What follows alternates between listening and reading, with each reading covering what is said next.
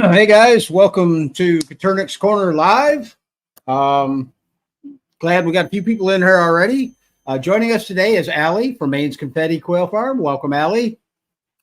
Thank you so much. Great. Guys, we're going to get started here in just a second. I do have a couple announcements that I want to go over, but Aly's got a really nice presentation put together for you guys today. So what we're going to do is I'll go through the announcements real quick. And then we're going to bring up the slideshow. If you guys have any questions for Aly, type the letter Q next to your question. And also, please, only relevant questions tonight that are related to the topic that we're talking about. Okay, first, shout out to our sponsors, Hatching Time and Gopher Ridge Quail Farm. Both these sponsors supply hatching eggs and a $50 gift certificate that they give away every week on the live streams. So we really appreciate their help. And if you guys are so inclined, HP Murray's got some really nice hatching eggs. I'd appreciate it if you guys give him a call for your next order. At Hatching Time, everybody knows Hatching Time. They've got pretty much everything that you can imagine plastic. So they've got it on their website. Okay, what else? Let's see. Bryant's Roost will be going live with us on October 8th. So if you want to mark your calendars for that, that's going to be really interesting. And again, with the questions, guys, type the letter Q by your questions, and please try to keep everything topic related. So Aly, if you are ready, we can go ahead and start your show. Sure. Let me get straightened out here. There's that. And get. Uh-oh. Terry disappeared.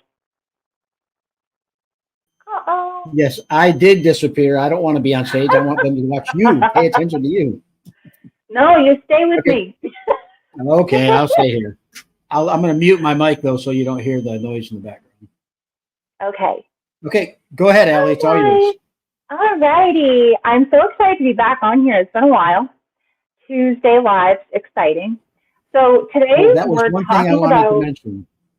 Yeah. Excuse me, real quick. Did you guys notice that opener was the antique opener from way back in the day? All the people on there, those were people that were live streamed. I mean, those are old timers, guys that have been around for years. I just wondered if you noticed that. So, anyhow, I'll shut up. Take it. Take it away, Aly. Okay, so today we're doing a beginner topic, and it was inspired by getting back into quill this year myself, and I'm starting with a mixed flock, which is it's a little bit different of a place that I was in before, because when I had my old birds, I had a lot of things sent to me that were just single mutations and segregated already.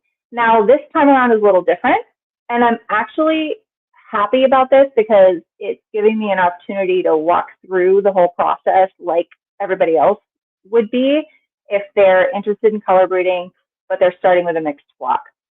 So today we're going to be talking, instead of working forwards towards the goal, like what genes you can use and cross to create something that's more specialized, we're going to talk about, if we have really busy birds, what we can do to start removing genes from the coveys that we have to start being able to more easily create breeding groups with intention, so we can create more of the things that we want to have and that we personally like.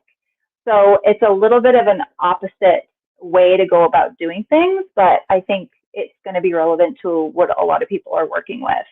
So this first slide, that's just the intro slide, and I'm not Olivia Wilson. That is the artist credit for the template of the slideshow that we're using tonight. So we can go to the next slide, Terry. Okay. So when you get into color breeding, there are some things, prerequisite knowledge, that I would highly, highly suggest that you get a good understanding of. Doesn't have to be super sciencey, does not have to be something that you spend 6 months researching before you start doing things. But knowing your basic base patterns is going to be key, because when we have a mixed flock, in order to be able to select breeders for intention and group them together with intention, we need to know what we're first starting with. So I'm not going to go too deep into these right now, and there are more. This is not an exhaustive list, but it is it's what most people are familiar with. If you want more information on the base patterns, you can go to the Colors and Genetics group on Facebook, and you can type in the name that you see, the names that you see listed here, 1 through 6, and get a feel for what those birds look like that people are posting to that group. They're not all going to look like the thumbnails that I'll go through, because the thumbnails is showing the mutation, the base pattern mutation, without a bunch of other things on top of it. So it can be a little tricky when we're working with mixed birds, because things can be layered. But knowing these is going to be a great spot for you to start. Also, I just want to mention too that this is meant for people who have an interest in playing around. It's not by any means something that you have to do. You do not need to make clean lines from your mixed flock. This is just something that, if it interests you, kind of an easy segue to go about doing that. So the first, number one base that I want to talk about is the Pharaoh / wild type. They are used interchangeably. And this is your foundation bird. So you guys, if you've seen any of the color breeding videos up to this point, multiple people have covered this. The Pharaoh is just what the Coturnix quail looks like when it lacks other color mutations and other base patterns. When it's lacking anything else, that is the foundation plumage pattern, foundation color. Now, sex-linked brown will be grouped into this as well. Number two, actually, let me tell you how I organized these thumbnails. See how it's 1, 2, 3, 4, 5, 6. That is how I organized the little thumbnail pictures for each one of these examples on the side. So the Pharaoh, for those of you who are brand new to this, is the first column right at the top. That is the Pharaoh wild type plumage pattern. these patterns, it's just the pattern of the feathers. It's not necessarily the color. We're going to get into that later. But that's where you can see a reference photo for that. That's actually a sex-linked brown bird, but it's on a feral wild type base. And if you're in the United States, we're mostly working with sex-linked brown wild type. So number 2 is fawn, and that is the first column, middle picture. And the fawn gene is what is responsible for your Italian variety, and it's what's responsible for your Manchurian variety. So this is where we start adding on genes to that pharaoh base. So your Italian variety would be a bird that is heterozygous for fawn, called Italian. And then if it's 2 copies, homozygous for fawn, it's referred to as Manchurian for the variety name. Number 3 is our extended brown, EB, also known as extended black, depending on who you talk to. The first column, third picture down, is your visual example of a homozygous EB bird. So if you have a bird that is heterozygous for this extended brown EB gene, that is where your rosettas will be. Number 4 is calico. So calico may or may not be a official base pattern, but I've put it on this slide because it does affect the pattern of the plumage. So I'm just keeping things very, very simple here, but just know that it may not be technically a base, or it may be, I'm not quite sure. Do you know, Terry? Terry's going to unmute himself. I'm throwing you Sorry, I'm unmuted. That I'm not sure of, Aly. I know I've heard it both ways, so I consider it like the pansy. Yeah. So calico, the picture in the second column, first one on the top, that is a hen, and she is homozygous calico. If you have a bird that is heterozygous calico, meaning it just has 1 copy, it does still affect the plumage, but not in a very obvious way, to, at least not for me when I was a newbie. It took me a little bit of time to really train my eye to see heterozygous calico. But very, very pretty mutation. The next one is rockcoff, also known as pansy. And this is, again, may or may not be an official base pattern. It could be referred to as a pattern modifier or a pattern enhancer, depending, again, on who you talk to. The rockcoff pansy is a little bit different, as up to this point, it's been referred to as a recessive gene. So usually you'll you'll notice the pansy patterning on a bird that is homozygous for pansy.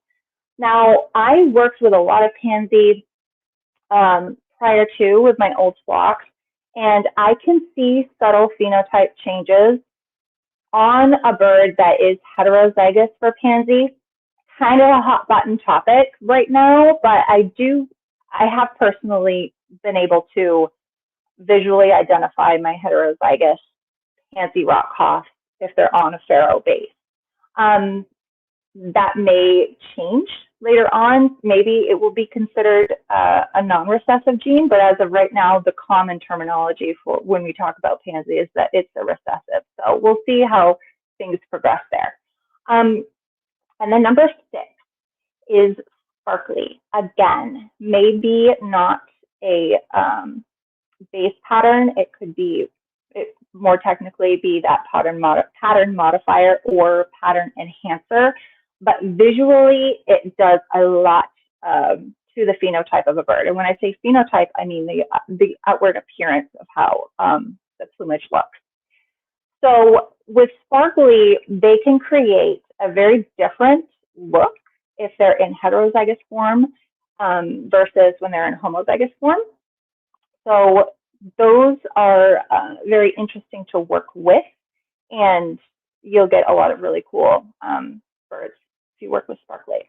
So I did put a little note on the bottom here of the slide that I wanted to remember to say, but I can't remember what it said. So that birds that are heterozygous and homozygous for these mutations visually differ and may have additional names that specify the variety. Okay? If you guys have questions about that, let me know. We can go to the next slide, please, and thank you. Okay. Again, a bit of a prerequisite homework for you guys who are interested is identifying your diluter genes, being able to visually see dilute and have an idea of what you may be working with the birds within your mixed flock.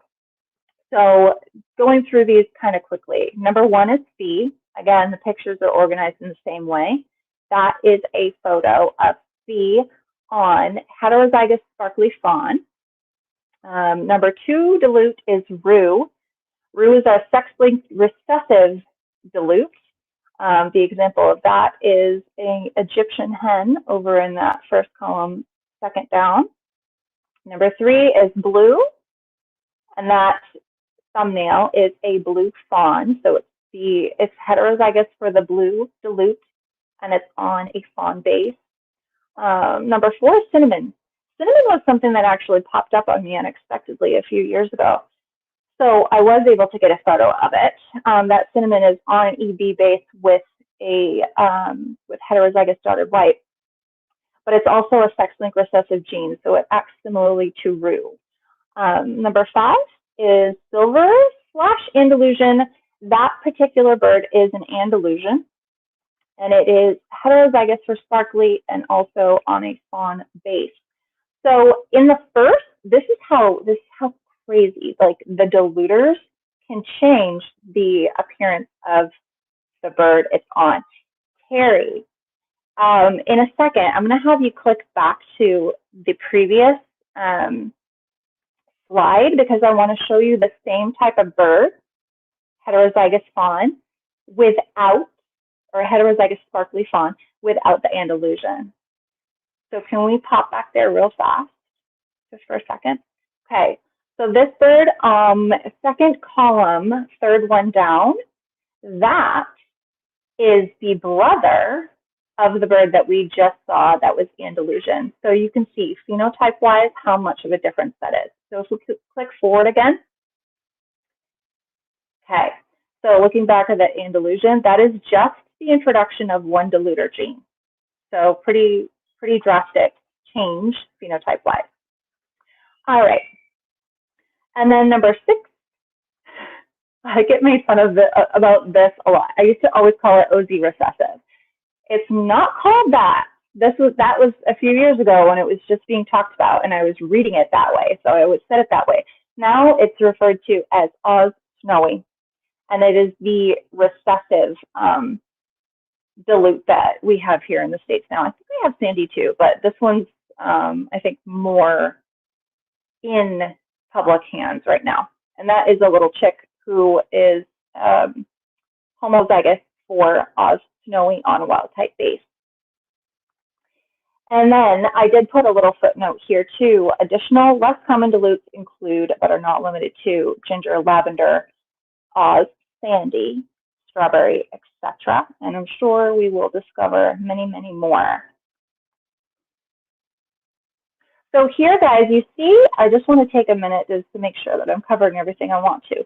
So you see how the color genes do not change the underlying base pattern. The base pattern is what's responsible for the pattern of the plumage, and then the color gene is what is altering that plumage pattern based on which color is acting. Okay, I think we can move forward now. All right, so when we get the itch to get into separating our mixed flocks, a lot of people have all of their birds in one big area. If that's your situation, you're going to need to have spaces where you can separate things if you're wanting to be really intentional about keeping certain genes in certain places and away from other birds with different mutations you don't want to introduce. So this is just a picture of the conversion of which was my chicken coop, into an additional space for brooders and additional space for test breeding and separating projects if I find something fun. So I highly, highly suggest that you get something like this before you start really thinking about having a project. Because the last thing that you want to do is, try to use bands and they fall off, and it can be a little tricky if you're working in something that's like an aviary style setup. This is not my entire setup. This is just the new addition. I have about 15 breeder hutches outside as well, and an additional shed too. But the more you have, the more you fill, right, Terry? Yeah. The more you have, the more you fill. I'd have a warehouse in the woods if I could, but my husband would kill me. Okay, so this, I think that's it for that. Okay, so you've got your mixed block, you've got your setups where you can start separating things and doing your testing. The next thing to do, so this is where there's more than one way to start cleaning up your line. This is the simplest way that I can share with you guys in like an hour presentation, okay? So the next thing to do, this is what I'm doing, is to obtain and confirm a Pharaoh or a jumbo brown line, meaning you have a group of quail that are the wild type base. If there's sex-linked brown in it, it's okay, but are just a wild type base, and they don't throw anything else, because remember, we were talking about Pharaoh being the foundation. That means that there's no diluter genes on there other than the sex-linked brown. There's no additional pattern modifiers on there. There's no recessives in there that are going to sneak up on you. So what that means is that when you pair one of these birds, clean slate, when you pair it with something that's a busy bird, you're not going to be accidentally introducing yet another gene to the mix that you're going to have to work out later on. So obtaining and confirming your Pharaoh browns. Little story, because we're going to be here for a while, aren't we? When I got my line, and this is a common thing, when I got my line, I hatched out 50 jumbo brown birds, and 2, just for an example, hatched out Egyptian. That's a common thing. Another common thing is you may find that there's dotted white hiding a little bit here and there, so that's why the confirmation part is so important. If you notice something that is within that line, you want to work that out first. So in the spring, I already know that the breeder that I got my birds from, the reason why there are 2 chicks that hatched out that were roux is because one of those breeder birds was a roux carrier. So the male likely was a roux carrier. So phenotype-wise, in that breeder group, they all looked like jumbo browns, but that one little recessive roux gene was somewhere within those males, and that male happened to just pass it on to 2 of those daughters that I happened to hatch out. So in my mind, if I hatched out 2 daughters, there's probably going to be a couple boys in that mix too, who are also roux carriers. So I'll be doing testing in the spring to make sure that I can identify where those roux carriers are, and I won't use those for this specific job. I think that's all I wanted to add for this one. If you guys have questions, I can ask in the comments. And you want to I started out with a good amount of them. They're helpful when you have a rooster. That's really interesting. You can give hens, like extra brown hens and things like that, and you're not introducing anything extra to the mix.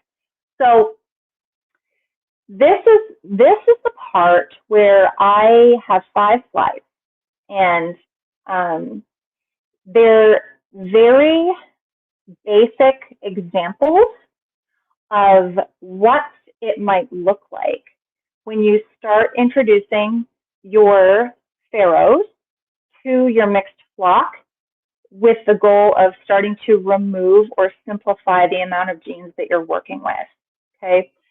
Everybody's scenarios are going to be completely different.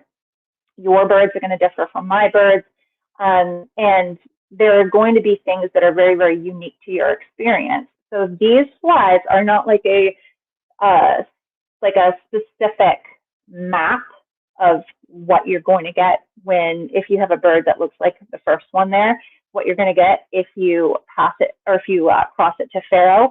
It's just hopefully giving you guys a visual of the kind of layers that we can run into. I like to think of like the color genes when they're on top of each other on a single bird as like layers. When we're introducing farrow, there's no layers there, and what happens is you have your busy bird, you have a farrow. When you cross those and you have babies, the babies are only going to grab a couple things from that busy bird, so you can start to work out those genes. So in this example, we're starting with a homozygous dotted white. So I did not go through, or I didn't add the dotted white to the base patterns. That's because I consider it to be a white gene, and it's more of like a gene that, this isn't technical because it doesn't work this way in the genetics world, but I see the white gene as like an overlay. So the homozygous dotted white in this picture is a base pattern with two copies of white over it. So it's like one blanket on it of white and then a second blanket on it of white. And you can see in those little areas that don't have white, there is a base pattern under there. So every homozygous dotted white is not going to throw the same thing. It's going to depend entirely on what's hiding underneath that white. So in this example, something that you could get is a Rosetta tuxedo. So if we cross our homozygous dotted white to farrow and get a Rosetta tuxedo, we know that that homozygous dotted white mutation, that base pattern underneath that white is a Tibetan. So we can make a note of that by just observing the babies. And we know that because Tibetan and farrow crossed together is Rosetta. Okay, it's heterozygous for the EB gene, and it's also heterozygous for the dotted white gene. Now, that tuxedo patterning is actually in alignment with a question we got on Facebook in your group, Terry. Someone asked, like, why they were trying to make tuxedos, and they were asking why the wild type popped out with just like the white wingtip versus the dark Tibetan-based birds, and the Rosetta birds came out with that like tuxedo patterning. When we have heterozygous dotted white on a bird, it does visually present differently on each one, but generally when they're on a wild type, it affects less of the bird. So you might have a single, chin patch that's white, or a single dot on the chest, or the wingtips if it's on a wild base. The EB base really holds that tuxedo patterning better than a wild type does. So that's just a side note, but found it to be a good question on Facebook. Okay, so if we have a Rosetta tuxedo. Aly. Oh, yeah. Quick question. When you see on a farrow, you know how they have the white chin strap? Does that tell you anything about them carrying dotted white or no? The white chin strap. You know how you always see the white underneath the... Yeah. I would be more inclined to say that that bird doesn't have sex-linked brown or is homozygous if it's a male for sex-linked brown. White. I would say it's dotted white if it's really, really, really white. But I don't know. This is why I'm a test breed. Because if you bred that bird with a white chin strap to a pharaoh or to even like a Tibetan, and it actually throws tuxedos in there for your babies, then you know it's dotted white. But a lot of the time, this is why it's tricky. A lot of the time, especially now, because we have so many color mutations, it's harder to be able to just visually identify. Much harder than it was 3 years ago, because there's so many things that are in there now that we don't, may not know everything about. But did that answer your question? Yeah, I ramble. Sorry, guys. Okay. All right. So having our pharaoh, let's do another cross. If we cross our pharaoh to our Rosetta tuxedo, we can get, this is not every situation, but we can get something pop out like the Rosetta that you see in the middle. Okay. In that situation, that baby did not grab that heterozygous dotted white from the parent, but it did grab the heterozygous EB. So it popped out a Rosetta.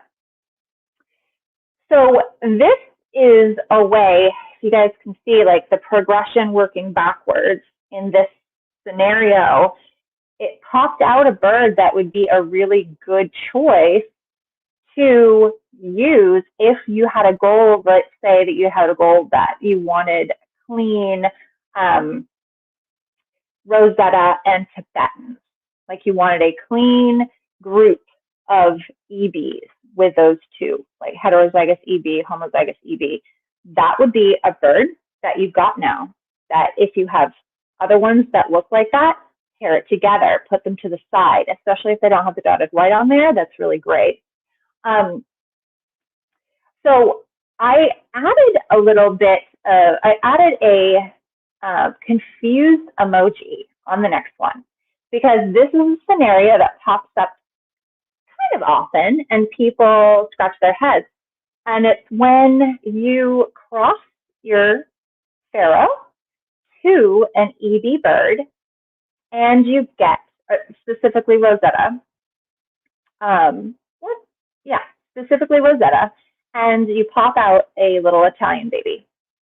Because people are like, well, that's a fawn base, and I'm breeding EB tuxedos and homozygous dotted white. So why am I getting an Italian? If you look at the bird in the middle, that Rosetta, there's something that can happen, and it's when fawn is also present on an EB bird. They don't share the same locus, so you can have a Rosetta, you can have a Tibetan also with fawn on it, and it's called fawn enhancement. So in this situation, that bird is actually fawn enhanced. You can see that on her feather pattern, that there's like just extra like striations, kind of ribboning that's a little bit more gold rust color through the middle of those feathers that wouldn't be there if she was not fawn enhanced. It changes the phenotype a little bit. But if we have our pharaoh and we cross it to something that's fawn enhanced, like a fawn enhanced Rosetta, we have the opportunity to hatch out an Italian, because in that case, that baby grabbed that fawn gene from that Rosetta, but didn't grab the EB. And that's why you can sometimes get a surprise Italian. So just a personal preference to kind of close this one out with is, if you're not sure what to pair your birds or how to organize, one of my rules of thumb is that I don't keep fawn-based birds with my EB birds, because the fawn enhancement is something that I like to avoid. I don't want surprise Italians popping out, and you can visually see it, so it's an easier thing to omit or put in a different breeding project. So, I think that's it for this one. Let's move on to the next one. Okay, working backwards. this is a very similar scenario, but it's a little bit more complicated because now we have the addition of a color diluter gene. In this example, we have Rue dilute on a EB base.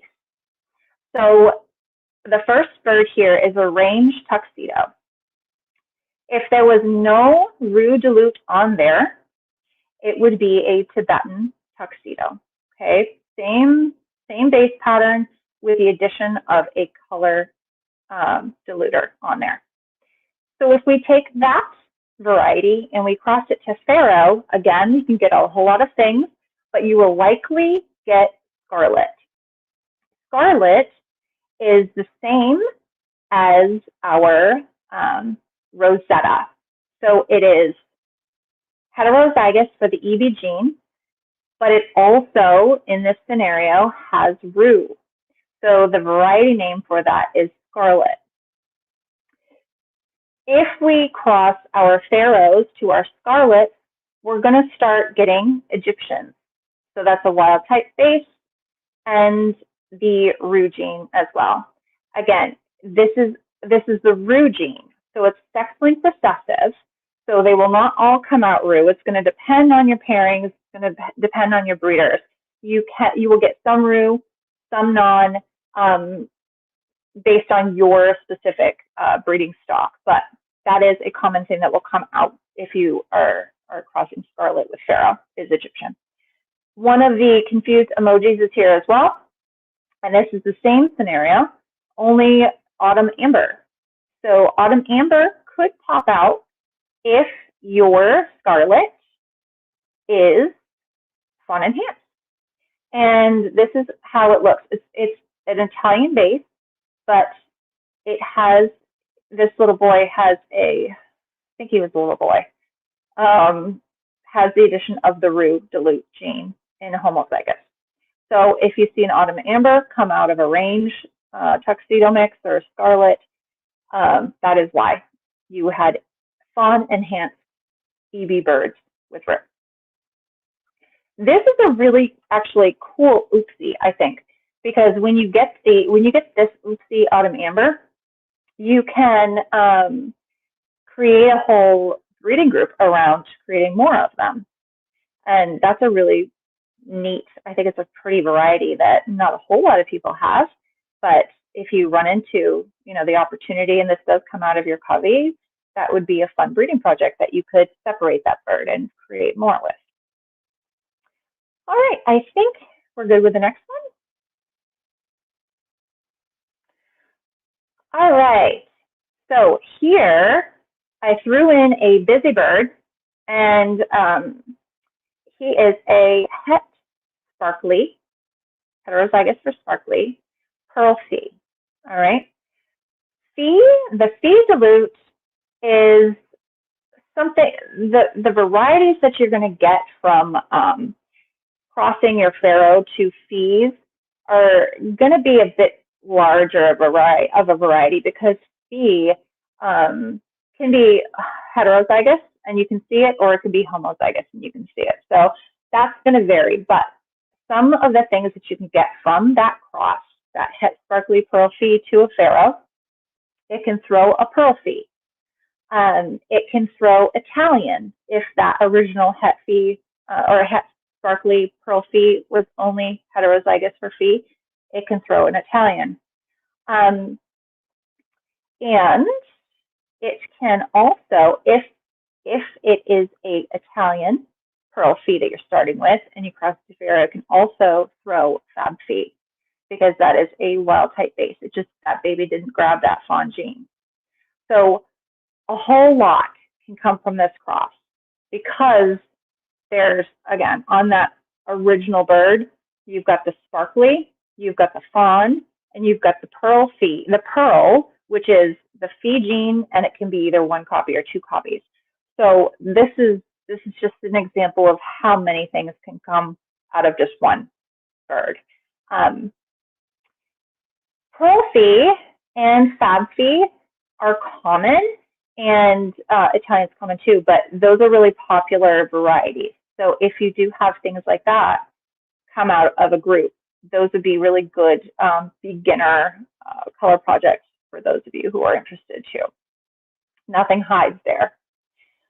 All right, so you can go to the next one. Heterozygous sparkly fawn and het and illusion. So again, a busy bird. We crossed him with Pharaoh, and we can get a het sparkly het fawn. So the same type of bird that the original one is, without the diluter gene on there. That would be a nice thing to put aside. So you can have a clean, sparkly one.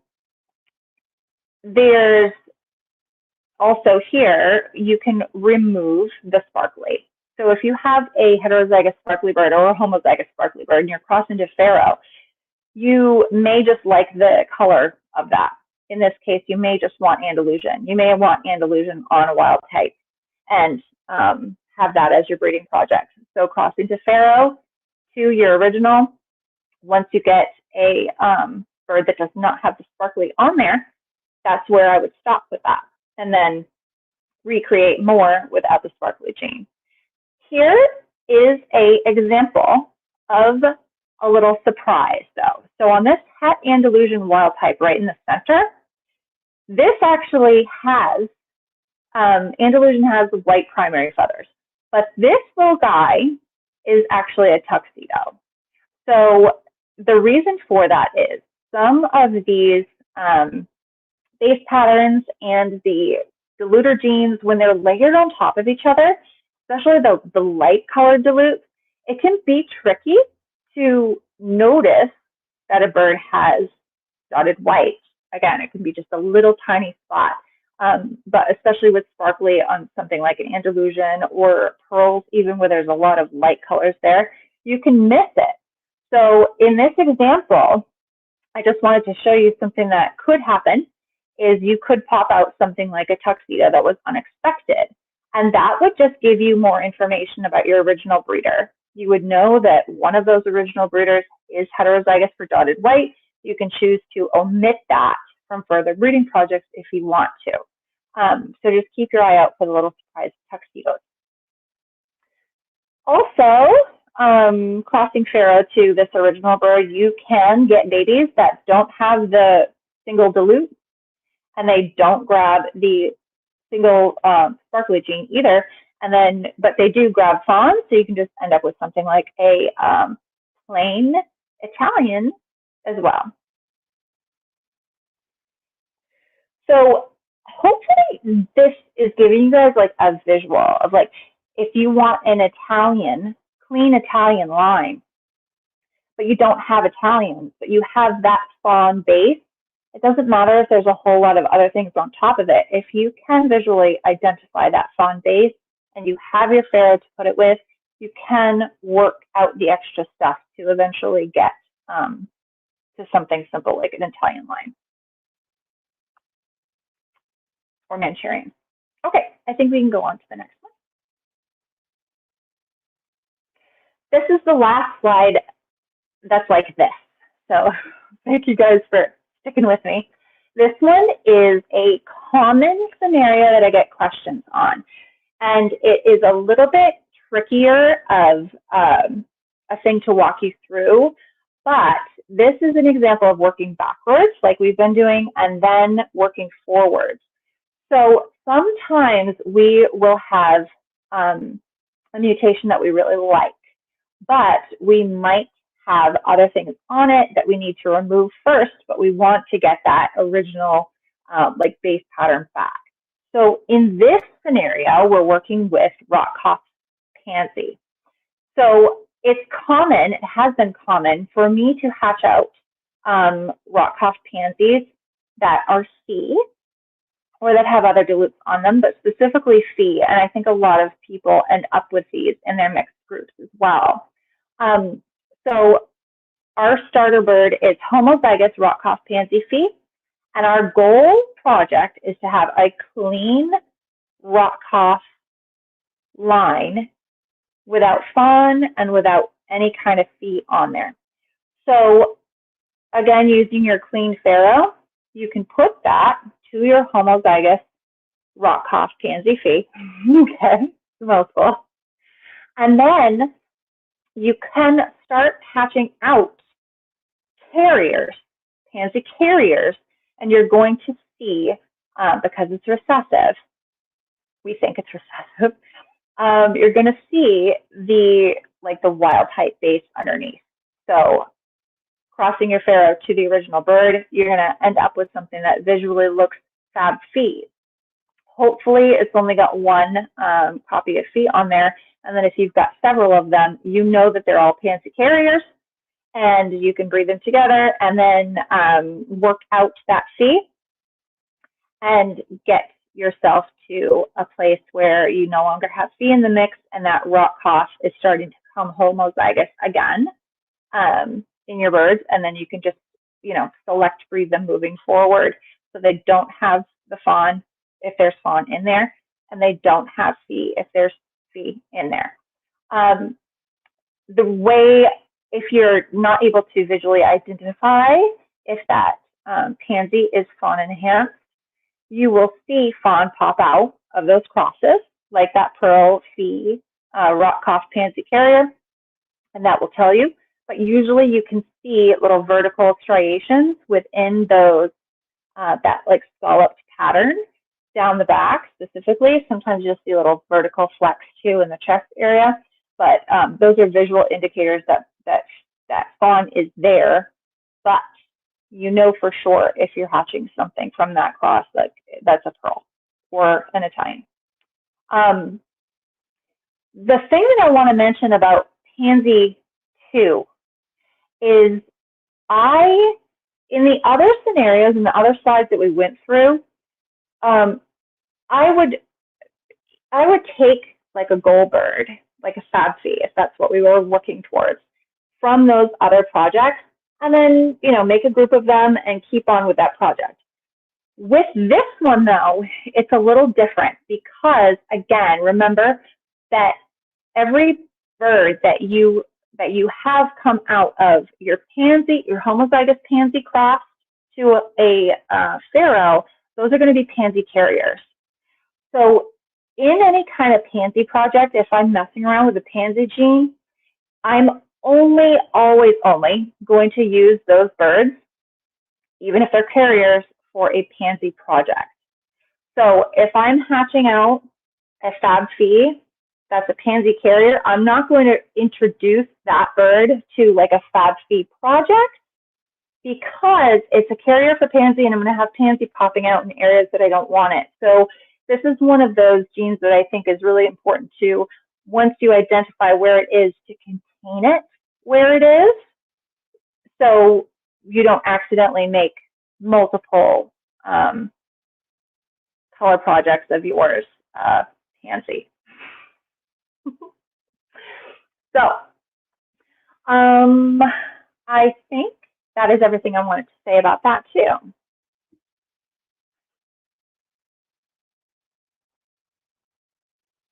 I'm going to probably rewatch this and have a million notes that I'm going to put into your group, Terry. Sorry. Okay. So we asked the community. What was that? Quick, Hannah wants to know if you can post these slides to the Coturnix Corner files section. Yes. In Facebook.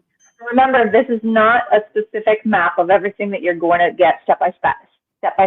It's just to walk through to hopefully show you guys that you see the layers there. But yes, I will post them there for you. So we asked community members to send in some pictures of their mixed flocks so we could take a look at them and talk about them, and maybe come up with some ideas on how to use them for intentional breeding projects moving forward. So let's take a look at Gina's mixed flock. Thank you, Gina, for submitting these. She has really, really pretty birds. I love them. And the first one up there looks to me like a red range.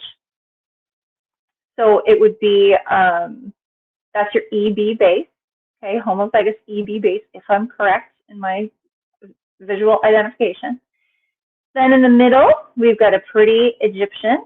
There might be something else on there, but I'm not quite sure. That's why we'd have to test breed, but she or he looks Egyptian to me. And then we have a pharaoh hen.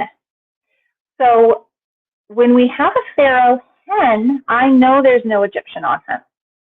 She's not carrying Egyptian. She's not hiding. She's not hiding the Ru gene. She's not carrying the Ru gene, because when we work with something, when we work with Ru, we know it's a sex-linked recessive trait. So she either has Ru, only needs one copy of it, because hens are hemizygous for Ru. So if they have one copy of Ru, they show it. There's no space for 2 copies of Ru to be on a hen when we're working with Ru. So she does not visually look Ru. She's not Ru. Okay.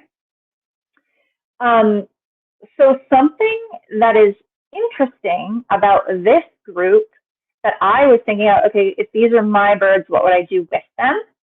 I may decide to have a Egyptian project only. I may decide to separate my EB from the wild type and have a group of just scarlet and range.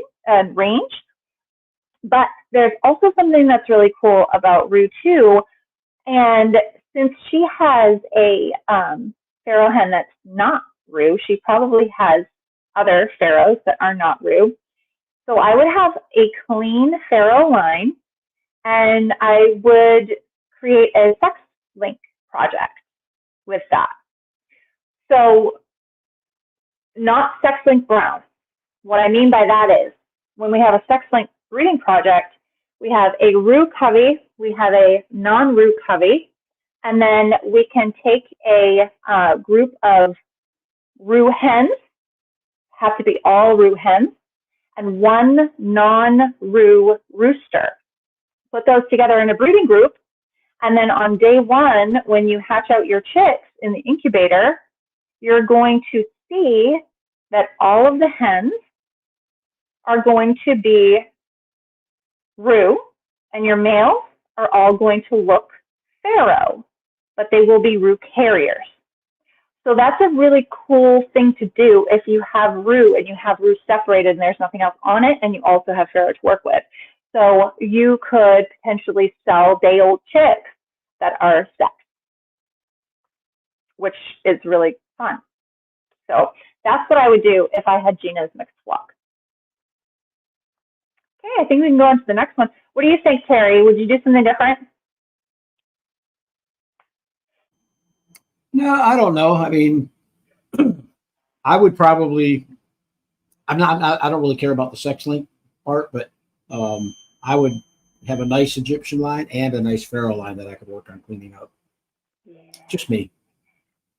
Mm-hmm. Okay, Donald, he sent us a picture of his mixed flock, and there's a lot going on there. And he said, "Hey, there's a ton of stuff," and he was able to identify a lot of things in there too, just by his comment. But I would actually be really excited if this was something that I had to work with, because it's got blue in there.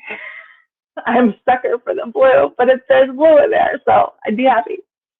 I did zoom into a couple of the birds individually, and this is kind of how I would go through it and come up with a game plan. So the first bird in the thumbnail I see is what I believe is blue fawn and heterozygous for blue. So I would take that little baby and I would pair it up with my other fawn-based or pharaoh-based birds, because I don't put EB birds with my fawn. And that is how I would go about starting to separate this group. Okay. Also, the next one could be a couple of things. I'm thinking, since there's so much blue in this group, that could be a homozygous blue with an unknown base. Homozygous blue, when you have 2 copies of blue, it makes a very, like a pure white bird, a little bit different than a homozygous dotted white because it won't have little patches that are the base pattern showing through. And the color of the white is a little bit like a translucent look to it. And you can slightly see the base patterning on most of them. But you can't see that with a homozygous dotted white. It's just all white with no little patterns that you're really noticing. So I think that we have there a homozygous blue, but it also could be a homozygous dotted white that's not showing those little dots. I don't quite know what I would test breed it first to see what the babies are. So breed that to Pharaoh, see if it throws blue Pharaoh, see if it throws blue EB or blue fawn, and if it's blue, then put it with something blue.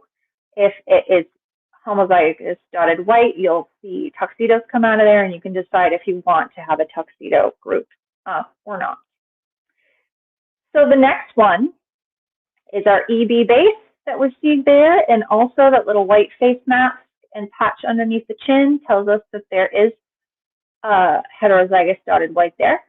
So for organization, I would put those birds that are like that together and have a little tuxedo group, and make sure that they're all EB-based tuxedos, and keep fawn out of that group, personally. The next one down on the left looks like a range to me, but it could also have blue in there as well. Still, it's EB-based, so I would keep it with EB-based birds. And then this one in the middle on the bottom, I see an autumn amber, autumn amber. Could be something else going on there, but I would put that baby, I think, in a group of non-blue dilute, because there's roux on her already. I would probably stick her with Italians if he's got Italians, or Pharaohs, and would keep her away from the blue. But that's just personal preference. I don't like to have more than one dilute on a bird. So the last picture there is a really cute little button, and it looks pansy to me. So that means that there is pansy in this covey, and if you look closely, you can kind of pick out where that pansy might be. The homozygous pansy might be on a couple of those, but that also means that there might be additional pansy carriers in that group, heterozygous pansy in that group. So if this was my group, my covey, I would probably just be okay with pansies popping up here and there, and just have that be the fun of the mix. Since it looks blue dilute, probably put it with other blues that were not fawn based, because I don't like fawn on my pansy. But I think that's about as much as I would worry about the pansy being there. That was a mouthful. Thank you, Donald. Terry, if you have anything to add to this one, jump on in, or we can go to the next one. Okay, the last picture here we have from Bernadine, and she has a mystery bird that she wanted us to take a look at. So again, we can't know for sure, but this is a really good example of a busy bird. She or he has a dilute or two. If I had to guess, I would say blue and roux, something along those lines. I see the little bum of an Egyptian in the background of the third picture over. So there's more roux in her group. So, that would make sense. And the base pattern I'm seeing is pansy, possibly fawn in that as well. So if I had to guess, if I had to put my money on something, I would say this bird is homozygous pansy, fawn, roux, and blue, all in one. Perfect chance to put this one to Pharaoh and see if we can start separating some things, or just look at him because he's really cute. Just embrace the disease. But again, I don't know. That's just my guess. Dana is actually the person who is always, saying cross to Pharaoh, because there can always be surprises hiding too, and that's really the only way that we know what we're working with exactly, is if we're crossing and looking at the offspring and learning exactly what that genotype is on that bird instead of just what the bird looks like. Yeah?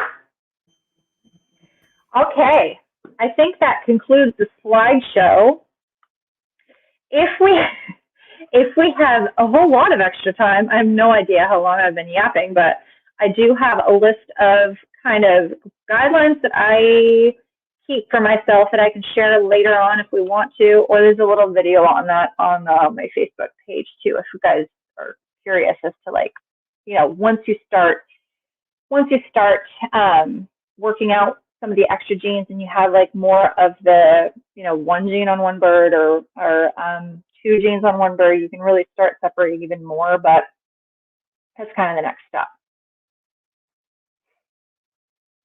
Oh, I can't hear you. I can't hear you, Terry. How about now? I can hear you now, yeah. All right. Okay. No, what I was saying was, I think this is a really good example of why and how newbies can get so confused with all the different, pattern modifiers, color modifiers that are stacked on top of each other. And like you say, and like Dana says, breed it back to Pharaoh. It's going to dilute that down a little bit to where you can start figuring things out. And then eventually it's all going to click. You're going to see, okay, I know why this came up, with this. So, did you want to go ahead and take the best way to learn? Yeah. Yeah. Do whatever you want. Let's see here. Guys, just a quick reminder, type the letter Q in front of your questions so I can find them. And try to keep your questions topic related to this live stream. And I did want to say that we are going to be cutting out Aly's presentation and posting it separately on the YouTube channel, the group here, and then maybe share it over on the Facebook groups also.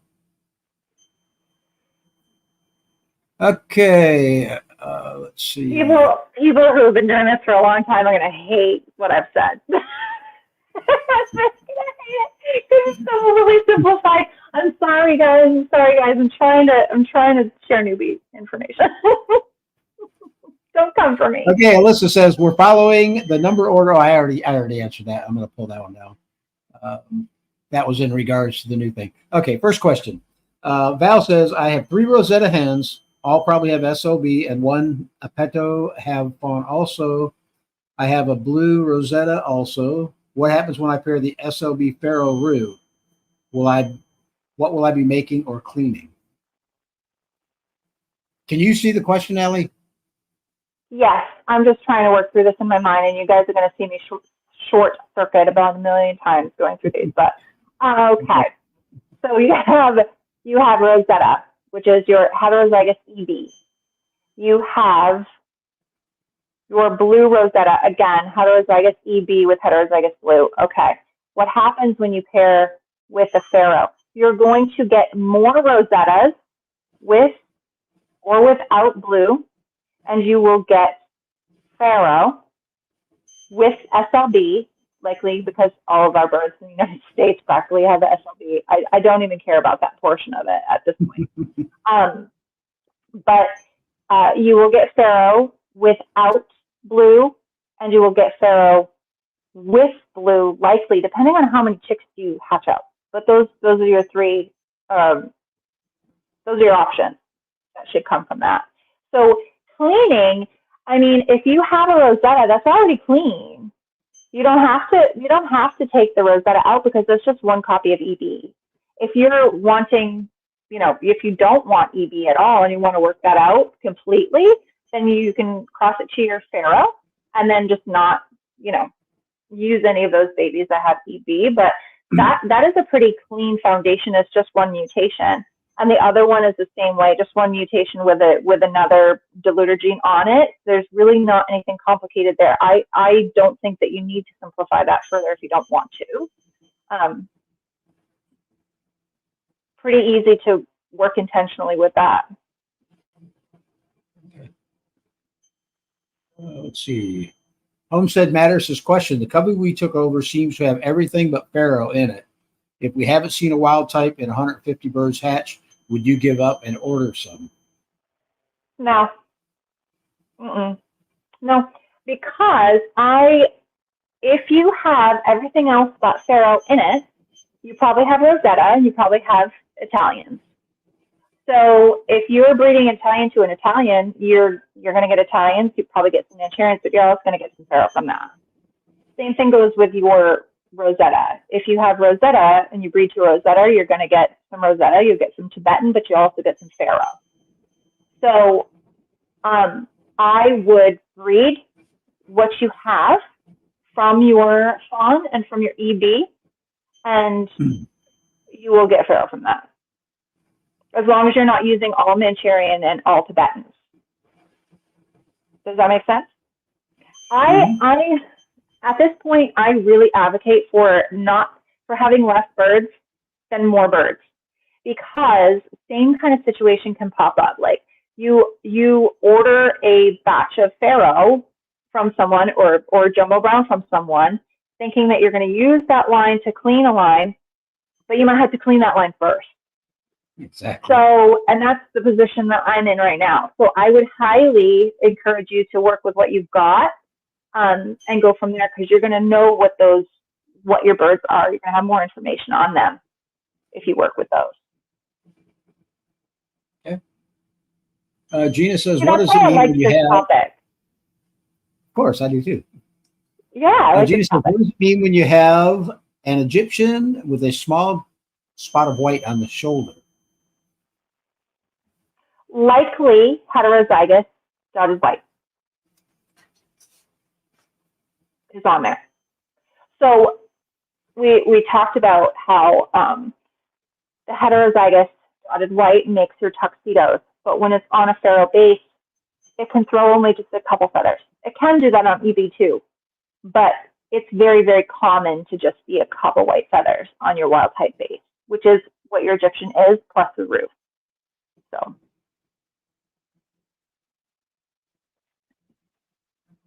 Okay, Homestead Matter says, question for funsies, besides Pharaoh, what do you consider to be the hardest to clean up?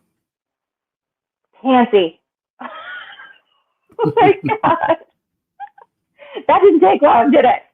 Pansy. Nope. Because it's recessive. Well, it's recessive. I don't think it's recessive, but it's recessive. And you could have fawn on it. You can have dilutes on it, and it's a real kind of tricky thing to try to undo and then redo and get to that homozygous, pansy phenotype without any of those other genes. It just takes extra steps.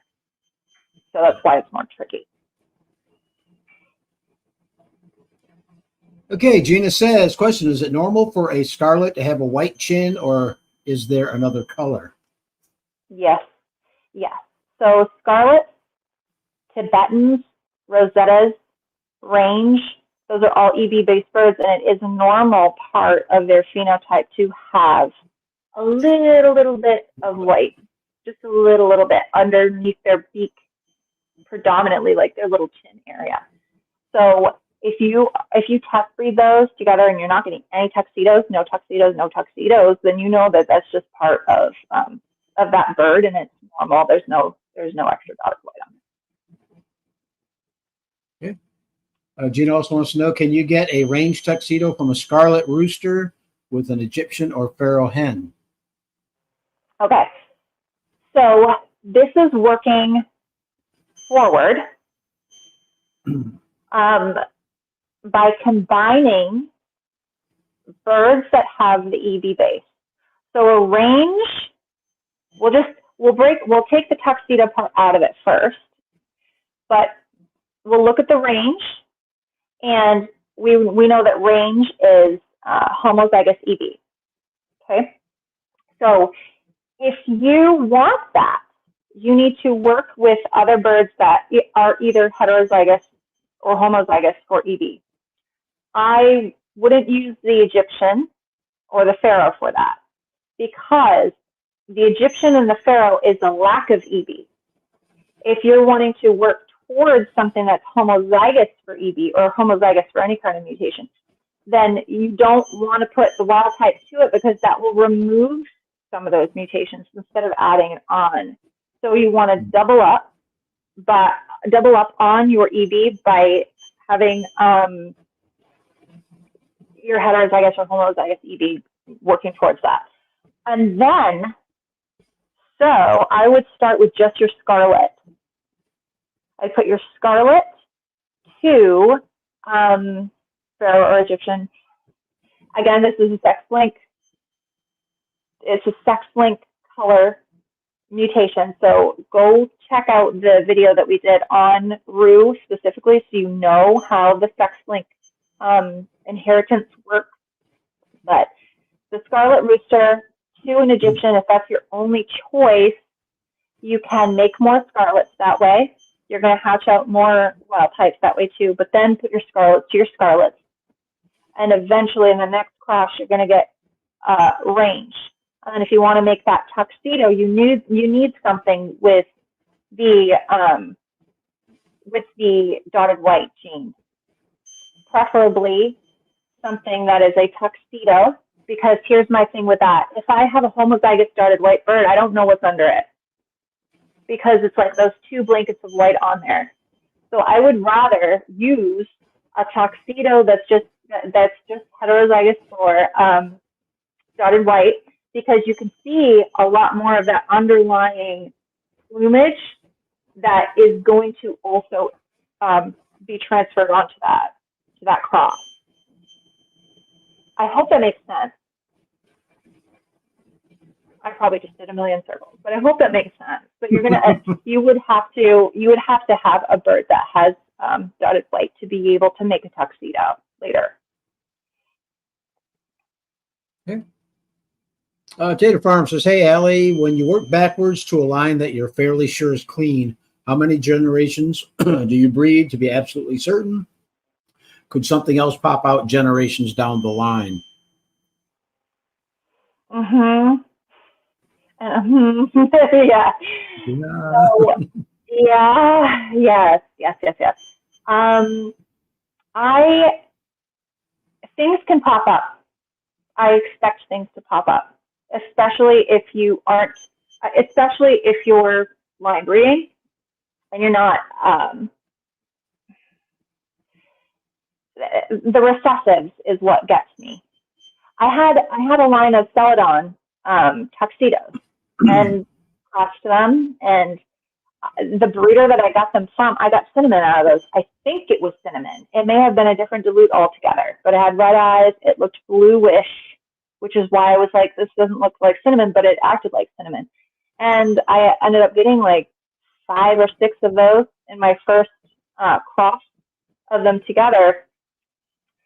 When I got them, and I contacted the original breeder, and she had worked with that line for years and years and years, and she had never seen anything like that pop out. So it just depends on, which males you end up with, which females, and which ones happen to cross to see if that recessive will come out. But I don't know I don't know the answer to this. How many generations do you breed to absolutely be certain? I don't know. I asked this to Martin Yardley. I asked this to Martin Yardley too. But I think it's just, I don't have the information to be able to say definitively. Lavender, I hope to God that lavender pops out. I know it hasn't been in Naomi's stuff. It could be in Naomi's stuff. I don't know if she's seen it or not, but I'm hoping that I get one of those oopsies. Yeah, I know I've had what I considered a clean feral line, not clean of SLV, or a sex link brown, but after several generations, here a few white ones just pop out of nowhere. You know, like where did that come from? Yeah, because the little white little armpit feathers just sneak up on you, don't they? Yeah. Oh yeah. Okay, let's see. Val says, how many birds do we need minimum to start a cleanup? My current situation, I would be working with only 3 to 5 hens and 1 roux, sometime only 3 hens. Minimum, I would say have a group of pharaoh. So minimum, I like to use like 1 rooster to, I prefer like 6 hens, 5 or 6 hens to a rooster, but you could get away with a little less than that.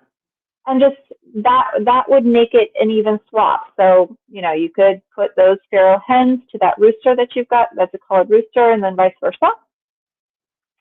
And see what you get and work from there. Yeah. What about you, Terry? What do you think? I wouldn't do anything. It never works right for me when I do that. You wouldn't even. You know what I went through with them pansies? I fought those pansies for a year. Oh my God. Mm-hmm. Mm-hmm. Same with the clean pharaoh line. I worked forever on those. Could not get sex link brown out of it. No. No. Okay, let's see. Uh-oh. Uh-oh. Anna says, I think we need part 2 or maybe even have a series. I am game for whatever you guys want. I'm surprised you're not sick of me already, though, Hannah. See, Alyssa says, do you have any breeders you would recommend for a clean baseline? Yes, please. I am tell cleaning. Me. I am cleaning all of my lines myself because I know how to do it, but I take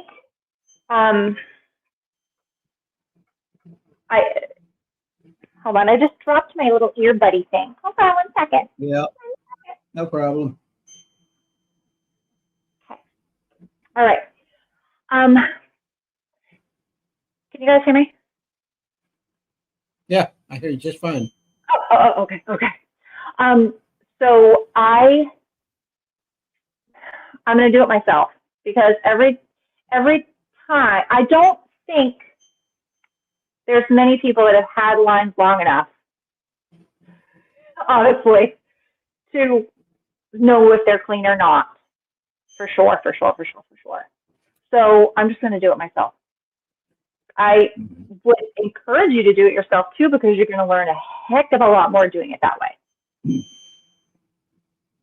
And save yourself and one of the money. big problems I think is, you know, a lot of breeders that are breeding, they're breeding all these different colors and varieties and stuff because, you know, some of them are rare. So they want to, you know, get the best return on their investment. But like I said, there's so many people just breeding and mixing this and that. We don't have any clean baselines anymore. You know? Yep. So that's the whole purpose of this video, because I used to do that too. Oh my God, I was making OZ recessive. I see OZ recessive, calico. You know, I had all these things, but now I'm really glad that I'm having this different experience now, because I'm like, well, you have an end result that's a fancy end result, but what do you do with it? What does someone do with it? They could keep it that way and just have a covey that's maintained. But what do you do with it? Because if you cross it to anything else, especially if it's got more genes in the other group that you're crossing it to, you're going to end up with all these really, really busy birds. And it's not what you started with, and it may not even be what you like to end up with. So this time around, instead of going to breeders for the clean lines, I know what I like, which is blue. So I got a mixed flock that I know would have blue in it. And what I'm going to do is take these steps to work backwards to work out the other mutations that I don't want. And eventually I'm going to have a really nice line of blue pharaoh, you know, after I take out the EB, after I take out the fawn, things like that. So you can make your own clean baseline based on what you really like by doing this whole backwards thing. Let's see. Alyssa says, this is a really good question. It says, cleaning color lines, how are you balancing body type and size? So those all come before the colors.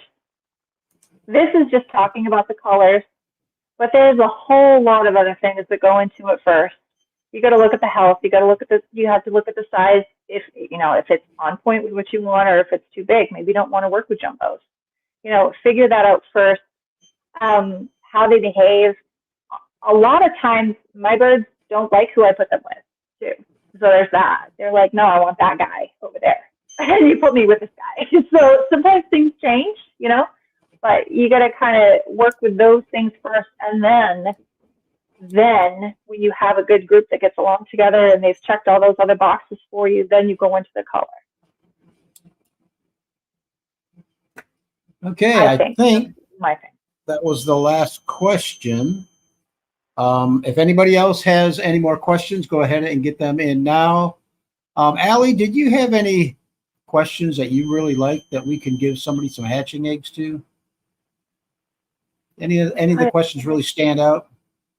Well, the pansy one hit me in the face because it triggered some type of nerve within me. What's the hardest thing you cleaned up? Pansy, that one's in my mind because it's been my nightmare scenario multiple times. But there's a lot of questions that were good questions. I can't remember I'm looking to see if I can find it. I know I didn't either. I think it was like besides the Pharaoh, what was the hardest one? What was the hardest project that you tried to clean out?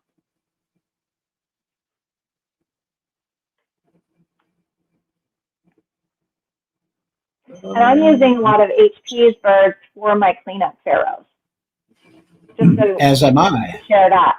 Yeah. Guys, if you can get HP's, Pharaoh Sparklies. Would you explain why we're doing that? Yes. Okay. This is a plug for HP, but explain why, Aly. Hey, you know what? He's a great breeder, and he has a line that I really, really see that is a high value for me to have and work with because it's the German import. It's a German sparkly import. You guys, if you heard me talk about it before, the European lines that were imported here, the body type is completely different than U.S. meat maker lines. And I know I kind of say this, till I'm blue in the face, but just like Alyssa was talking about, the balanced body type and size, like that group of birds has that for me. So there you go. There's a breeder to contact, but has that upright, slender body structure with those strong legs, and they're not like the walking potatoes like you can get with like the meat maker line. I would be working away from that kind of potato body to try to get to there. HP already has that because they haven't been altered much since they came into the state. So that checks the structure, checks that for me, checks the size for me. The only thing that I need to do with it, the Pharaoh Sparklies, is to make sure there's nothing popping out, just confirm that they are Pharaoh, and work out the sparkly gene, which is very easy because sparkly, you can see it. Like that phenotype for even a heterozygous sparkly is in your face. So you can work that out easy, even if you're just breeding them together, het sparkly to het sparkly. You're going to get some pop out that don't have sparkly at all, and then that could be your Pharaoh line. Let's see. This is Tater Farm says HP's Jumbo White Wings have the best temperament and are absolutely thriving. They're awesome. Yeah, I like HP's birds. They're really nice. Yeah. Matter of fact, I've got about 120 eggs going into lockdown tomorrow morning. I've got some going tonight from him, Pharaoh sparklies, and I've got some in the hutches that are 4 weeks old now, 5 weeks old. They're outside off heat, and they're just the cutest little, like, they don't care. they're just nice. So what colors are you going to start cleaning up? What are you going to work with? Oh God, I need my blue back, and I have one blue Pharaoh that I can see in my group of Naomi's. So that's the same way that I started my old blue line, is I had one blue from her and I made all my blues. So that's my biggest goal. And if that's the only thing that I create, that's all I really need. I have other things. I have a whole lot of other things, like 150 chicks. So yeah, but that's my main thing. Okay, it looks like Homestead Matters was the one that said submitted the question about cleaning up lines. So Homestead Matters, if you're still in the house, we're going to give you a 30 count of Gopher Ridge hatching eggs. Yep. So that'll help you out. I need somebody that wants a $50 hatching time gift certificate. If you want to comment over there, I'll pick somebody that comments hatching time. Let's see. Desert Cat says, I'm still fairly new to quail and breeding, but I'm not sure who HP is. HP runs Gopher Ridge Quail. He is one of our sponsors. That logo there in the upper left, that is HP's logo. And I think his website is Gopher Ridge Quail. Is that right? .com? I think so. I think it is. Okay. Yeah. Okay, let's see. Lissa says, I feel like a lot of people take shortcuts into rare or special colors without taking care to keep size and shape consistent. I agree. HP is in the house, and he says that is his website. So HP. Talking about you over here, HP. We appreciate it, HP, and we're going to send you some business after today's live, I think. And Homestead Matters is going to get a 30 count of your hatching eggs, and I'll send you the info as soon as I hear from them. So Homestead Matters, if you're still in the house, email me at terry@coturnixcorner.com. Let me put that in there. And give me all your information, shipping, address, email, phone number, that kind of stuff.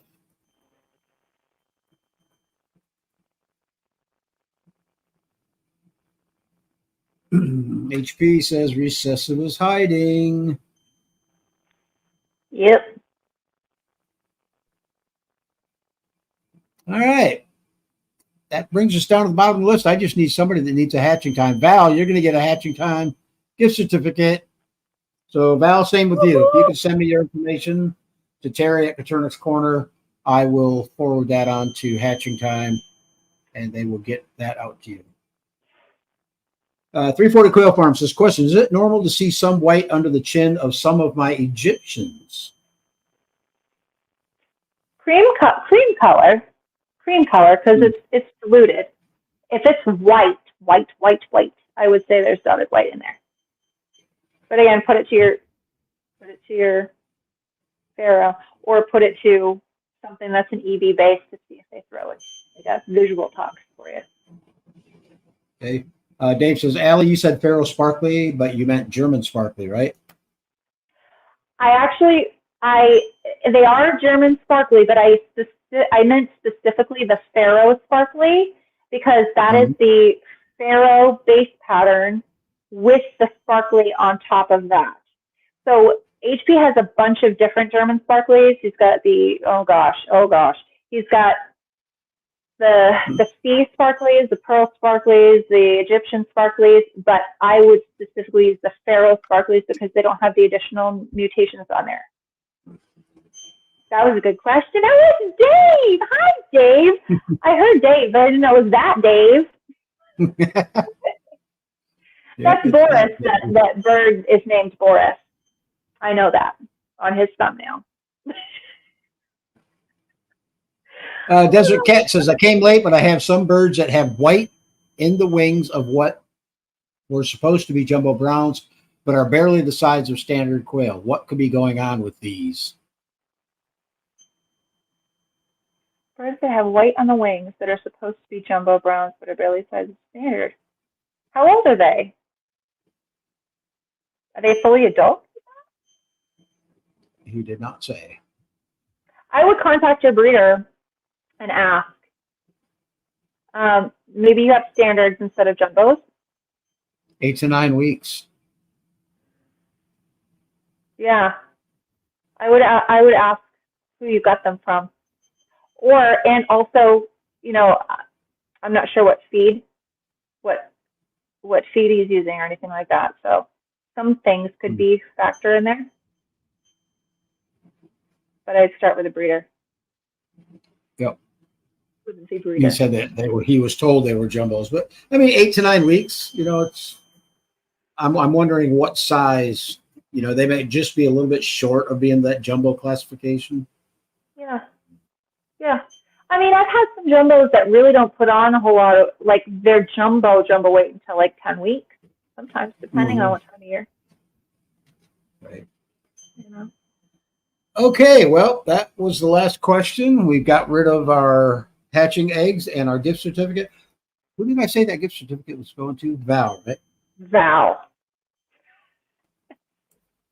I think that's about it. So, Aly, you are going to post the slides over into the Facebook group, Coturnix Corner Facebook. I am. That will help out them guys. Mm-hmm. And like I said, I'll probably take this video. Go ahead. I was just going to say, I'm expecting comments from a lot of people to be like, this is way too confusing. I don't know what you're talking about. If that's where you're at with this, and you're brand new, that's where you should be with it. So don't get frustrated. Don't, think that you can't do this. It's a lot of little puzzle pieces, learning how they go together and how they don't fit together. And it will come with time, and it will come with repetition, and it will come with bothering people like me and asking us questions. So please take it up in the comments, and we'll continue talking about it as questions come up. Yeah, that's kind of what I was saying earlier about being so confusing to newbies. To me, this is the perfect way to basically reverse engineer what you've got. Take it back to the basics. That way you'll understand how you got from this back to that and how you can get back up to that again if you want to. So, okay. I think that's it. Aly, I'm going to pull the plug, but I want to thank you 100%, 100,000 times for being here again. And you're welcome back anytime. You know that, right? Thank you. I don't want to bother you too much, but I'm always happy to be on. No, you never bother me. Okay. All right. Great. Guys, thanks for joining us. Like I said, Aly's going to post some stuff over in the Facebook group if you want to refresh your memory on this kind of stuff or study it a little bit more. And yeah. And also mark your calendars, October 8th, Brian Sruce, Jennifer Bryant will be here. We are going to be talking about really basic beginner stuff in that live stream. So if you're a newbie, that is definitely one that you want to see. So, Aly, thanks again. I really appreciate it. All right. Bye, guys. Everyone have a good night. Bye-bye.